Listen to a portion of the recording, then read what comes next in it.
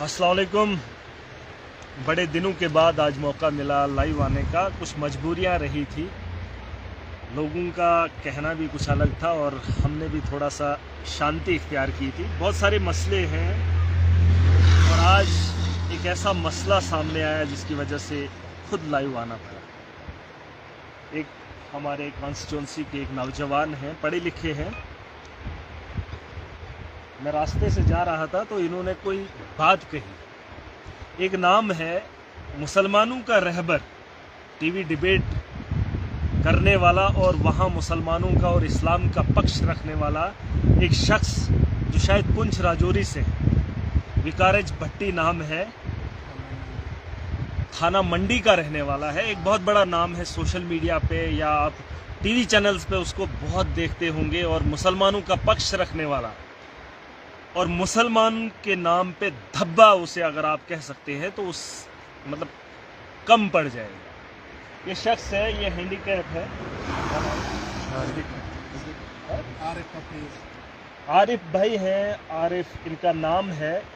इन्होंने मुझे कुछ बातें बताई जिनकी वजह से मैं तो खुद भी परेशान हो गया कि एक इतना बड़ा नाम और इस किस्म की बात करने वाला और ऐसा शख्स जो कई डिस्ट्रिक्ट अलग है, ये डिस्ट्रिक्ट डोडा है और वो कहीं डिस्ट्रिक्ट पुंछ या डिस्ट्रिक्ट राजौरी का रहने वाला है, इस शख्स को किस तरीके से यरगमाल बनाता है और इससे पैसा लूट लेता है। मुझे इस बात का बड़ा अफसोस हुआ और इसलिए मैं आया हूँ। और ऐसे पता नहीं कितने लोग हैं जिन लोगों को उस शख्स ने लूटा है, क्योंकि एक नाम जब इंसान का होता है तो उसे आम आदमी को लूटने में ज़्यादा देर नहीं लगती। तो वो कुछ बातें ये बताएंगे और उसके बाद मैं खुलासा करूंगा। और जो लोग मुझे देख रहे हैं, जो विकारज भट्टी को जानते हैं, जो मुसलमानों के रहबरों को जानते हैं, वो लोग भी सुन लें कि कैसे कैसी करतूतें ये लोग करते हैं और फिर स्टेज पे चढ़ के मुसलमान होने का दावा करते हैं। अब यही बताएंगे कि वाकया क्या हुआ था। आपने मुझे तो बताया है, लेकिन आवाम जानना चाहेगी। ज़रा जोर या नज़दीक आप बताओ कि उनके साथ मुलाकात कैसे हुई थी आपकी? जी, मेरा नाम आरिफ हफीज जरगर है। मैं डिस्ट्रिक्ट डोडा, तहसील कहरा, गांव का नाम मलानू है। मैं वहाँ का रहने वाला हूँ। मैं जम्मू में था तो विकारज भट्टी नाम जो है वो मुझे मिला जम्मू में। आप उसको उससे पहले जानते थे? ना, मैंने जहाँ सोशल मीडिया पे देखा था। सोशल मीडिया पर देखा था मैंने। ऐसे मुझे मुलाकात सामने नहीं हुई थी आज तक। 2017-18 में जब वो मुझे जम्मू में मिला तो उसने मुझे देखा कि तू हैंडीकैप है, 100% है, दूसरा ही बंदा तुझे उठाता है, तेरे लिए मैं कोई अच्छा सा काम कर लूँ, तुझे मैं नौकरी दिला दूँगा। मैंने बोला चलो ठीक है, अगर आप मुझे नौकरी दिलाओगे तो मैं ऐसे भी हैंडीकैप माजूर शख्स हूँ तो मुझे चाहिए। तो उसने बोला बाद में उसने मुझसे नंबर लिया आपने, आपका नंबर लिया? मेरा नंबर लिया, बोलने लगा मैं आपको कांटेक्ट करूंगा। ठीक। तो उसने बाद में मुझसे कांटेक्ट किया। कांटेक्ट करने के बाद उसने बोला आप जी मुझे डॉक्यूमेंट्स दो अपने। मैं यहाँ से उठ के कितने टाइम के बाद ये डॉक्यूमेंट्स वगैरह दिए? समझो 1 महीने के बाद, जब हमारी बात हुई 1 महीने के बाद। ठीक। तो उसके बाद यहाँ से मैं उठा, मैंने गाड़ी उठाई, 2 बंदे मुझे साथ लगते हैं जम्मू तक। तो मैं यहाँ से उठ के जम्मू गया, मैंने उसको डॉक्यूमेंट्स पकड़ाए। मुझे वो लोकेशन भी पता है किस जगह मैंने उसको डॉक्यूमेंट्स पकड़ाए, सब कुछ। तो उसके बाद जब डॉक्यूमेंट्स देने के बाद वो कांटेक्ट करने लगा मुझसे। कांटेक्ट में फिर बाद में वो बोलने लगे नहीं जी इधर थोड़े से पैसे लगते हैं। स्टार्टिंग में जब मिले थे तब वो पैसों की बात नहीं स्टार्टिंग में की थी। उसको आपके लिए हमदर्दी जागी? हमदर्दी जागी। हाँ, मुझे नहीं पता था वो हमदर्दी क्या है। तो 1-2 महीने के बाद, 1 महीने या 2 महीने के बाद, तो उसके बाद उसने जी फोन पर मुझे बोला कि आप जी 50,000 रुपये दो तो आपका मैं जो ऑर्डर है वो करवा दूंगा। किस डिपार्टमेंट में? डिपार्टमेंट में नहीं बोला उसने बोला कि हाँ किसी भी डिपार्टमेंट में करवाऊँ। तब जो हुकूमत चल रही थी उस दिन भाजपा और महबूबा मुफ्ती की हुकूमत चल रही थी। उस दौर की बात है ये, 2017-18 की बात। तो उसके बाद जब ऐसे करते करते करते उसने मुझसे महीने 2 महीने 6 महीने के बाद 2,75,000 रुपए लिया। सारा अमाउंट? सारा अमाउंट, ज्यादा मतलब ज्यादा बोले, हल्का हल्का लेने लगा। थोड़ा थोड़ा करके अकाउंट में भी डाला है, बाय हैंड भी दिया है। तो उसके बाद जब उसने कुछ नहीं किया, 6 महीने के बाद 1 साल के बाद जब हम फिर जम्मू में गए तो मेरे भाई ने उसको कहीं जाके पकड़ा, जहां उसका रूम था छन्नी में, पुलिस लाइन के पास में। तो पकड़ा तो वहाँ उसकी फैमिली अंदर बैठी थी। उसने जी हमें एक फ्रॉड चेक उसने दिया 1,25,000 का, जो यूनियन बैंक छन्नी में है। यूनियन बैंक, हाँ, ये फ्रॉड चेक, हाँ, यूनियन की यूनियन बैंक है कुछ। इसी अकाउंट में हमने थोड़े पैसे भी डाले, इस में थोड़े बहुत, बाकी हमने बाय हैंड दिए। तो ये है यूनियन बैंक का चेक दिया गया है। ये विकारज भट्टी का है, आप देख सकते हैं, साइन पीछे मोहम्मद विकार सना मोहम्मद बशीर, उसके सिग्नेचर हैं और उसका चेक भी है। और ये डेट डाली हुई है 5/4/2019 को, 2019 की, और उसके सिग्नेचर वगैरह भी है। तो ये चीजें हैं, जब इन जैसे लोगों का इस्तेमाल करेंगे और धर्म के ठेकेदार बनेंगे। मैं उन्हीं धर्म के ठेकेदारों से पूछना चाहता हूं और उन लोगों से पूछना चाहता हूं जो विकारज भट्टी को सोशल मीडिया पे देखते हैं और उसे अपना रहबर समझते हैं, मुसलमानों का गुरु समझते हैं। ये मुझे बता दीजिए कि इस आदमी को न उसके साथ जान पहचान थी, एक गलत इस्तेमाल किया जाता है। इस शख्स का कसूर ये है, विकारज भट्टी को पोर्टफोलियो को जानता है, सोशल मीडिया पे जानता था, उसकी बातें, उसके डिबेट्स, वो चीजें इसने देखी थी और उसकी हमदर्दी, कि इसको माजूर समझकर इसके लिए हमदर्दी जाग गई और कहा कि आपको जो है मैं मुलाजमत देने चाहता हूं। तब पैसे की बात नहीं की। 1 महीना बीत जाता है, 1.5 महीना बीत जाता है और यही शख्स कर्जा उठाने पे मजबूर हो जाता है और 2.5 लाख रुपया ले लेता है। बड़े शर्म से मुझे ये बात कहनी पड़ रही है कि सियासत के अंदर और धर्म के ठेकेदार जब बड़े हो जाते हैं तो लोगों को लूटने के लिए आसानी हो जाती है। मुझे शर्म आती है कि हम भी सियासत के अंदर हैं, लेकिन अगर ये घिनौना काम हम भी करना शुरू कर दें, लोग भरोसा हम पे भी कर सकते हैं। लेकिन उस आदमी को ये बताना जरूरी है। उसके बाद मैंने जो श्रीनगर के हमारे कुछ दोस्त जान पहचान वाले थे, उनसे मैंने बात की।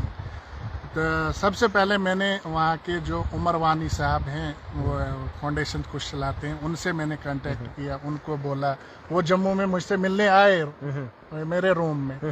उन्होंने बोला ऐसे ऐसे, मैंने बोला ऐसे ऐसे मेरे साथ वाक़ा हुआ। फिर बोलने लगे वो कि आप निकलोगे तो हम भी। उसके बाद सैयद मुस्तफ़ा साहब जो हैं, तो उससे उसको भी मैंने बोला, सैयद मुस्तफ़ा साहब को।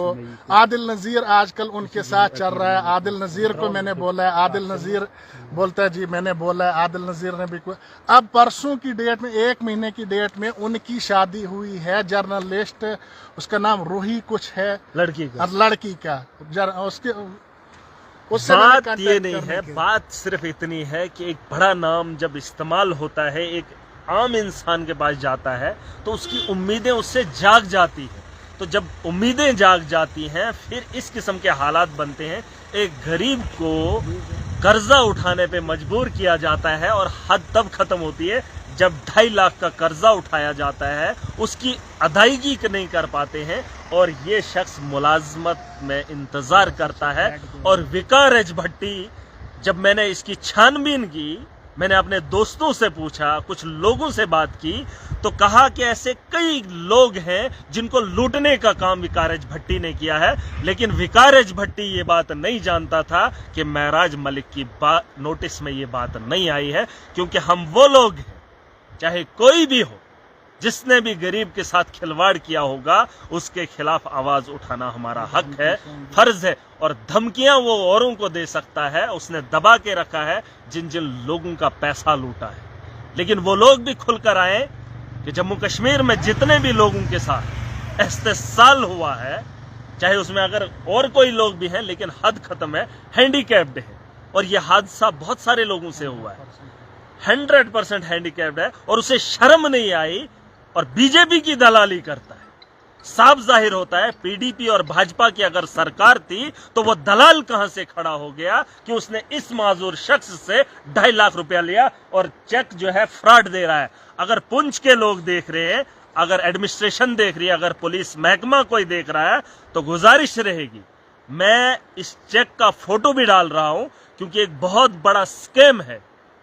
ये कुछ लोग जो है जो स्कैम चला रहे हैं जम्मू कश्मीर के अंदर, अपने उस मीडिया पर आने का और लोगों की हमदर्दी लेने का और उसके बाद उसका गलत इस्तेमाल करने का काम करते हैं और फिर बाद में फ्रॉड चेक देते हैं जिस अकाउंट के अंदर पैसा ही नहीं होता है। और इसी अकाउंट के अंदर इन लोगों ने भी पैसा ट्रांसफर किया है और आज जब इसको चेक दिया जाता है 2019 में तो उस अकाउंट में पैसा नहीं मिलता है। मैं गुजारिश करना चाहूंगा आवाम से और जो लोग मुझे देख रहे हैं, कम से कम पुलिस एडमिनिस्ट्रेशन, पुलिस के लोग हों या एडमिनिस्ट्रेशन के लोग हों या बाकी कोई एजेंसीज मुझे देख रही हैं, विकारेज भट्टी ने जो काम किया है उसकी सजा जरूर होनी चाहिए और इस शख्स का पैसा इसे वापस होना चाहिए, चाहे किस भी तरीके से कर ले। अगर विकारेज भट्टी खुद देख रहा है या उस तक कोई पहुंचा सकता है तो उसे बता दीजिए कि शख्स का पैसा विद इन डेज लौटाने का काम कर लीजिए,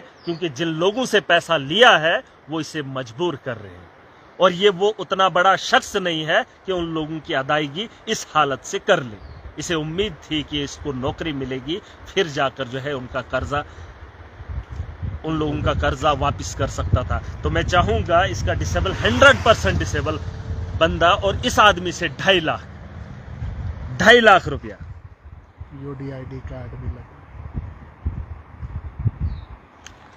तो मैं चाहूंगा कि इसमें थोड़ा सा कोऑपरेट करेगी, आवाम भी करेगी और पुंछ की एडमिनिस्ट्रेशन, पुंछ रजौरी थाना मंडी का रहने वाला है, अगर वहां के एडमिनिस्ट्रेशन या पुलिस महकमा देख रहा है तो विकारेज भट्टी को बुलाकर इस आदमी को इसका पैसा वापस लौटाया जाना चाहिए। और मुझे पूरी उम्मीद है हम भी अपनी तरफ से कार्रवाई करने के लिए बिल्कुल तैयार रहेंगे, लेकिन मैं चाहूंगा कि अगर वसूली इसी तरीके से हो जाए तो और पैसा लगाना हम जरूरी नहीं समझते। तो मैं चाहूंगा कि ऐसे लोगों से आप भी बच के रहिए, क्योंकि जिनका नाम होता है वो अपने नाम से गरीब को बेवकूफ़ बनाने का काम करते हैं और उसके साथ साथ लूटने का भी काम करते हैं। बहरहाल बहुत सारी बातें हैं, फिर मिलते रहेंगे, लेकिन इन चीज़ों को बर्दाश्त नहीं किया जाएगा और हर आदमी की जिम्मेदारी है। अगर आप इसकी जगह होते और जो 2 साल से उसे जब मांग रहा है तो इसे डराने का काम, धमकाने का काम मिल रहा हो तो मुझे बता दीजिए कि आपका क्या रोल रहता। अगर थोड़ी सी हिम्मत कर सकते हो तो उन लोगों तक पहुंचाने का काम कर दीजिए और आप भी लिख दीजिए कि उसे पैसा वापस करना चाहिए कि नहीं करना चाहिए, वरना हम अपने लेवल पर उसकी कार्रवाई जरूर करेंगे। इस शख्स को इंसाफ दिलाने का काम मुझे लगता है महराज ने बेड़ा उठाया है, तो इस बेड़े को पार भी करना पड़ेगा और आवाम के साथ, हमेशा मजलूम के साथ खड़ा रहना, यह हमारा ज़ाती